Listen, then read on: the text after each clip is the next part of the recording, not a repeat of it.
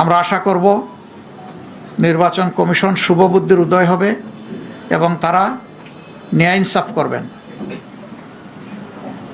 না করলে দায় তাদেরকে নিতে হবে।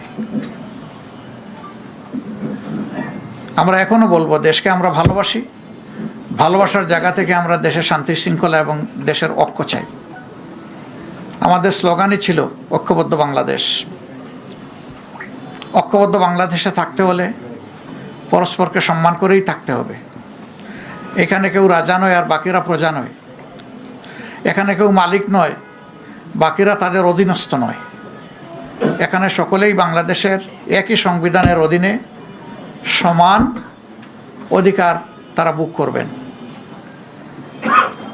অতীতে ফ্যাসিবাদের বিরুদ্ধে আমাদের লড়াই হয়েছে। আমরা আশা করেছিলাম যে এই কালো অধ্যায়ের অবসান হোক, কিন্তু যদি আবার এটা ফিরে আসে আমরা লড়ে যাব, আমরা থামবো না ইনশাআল্লাহ।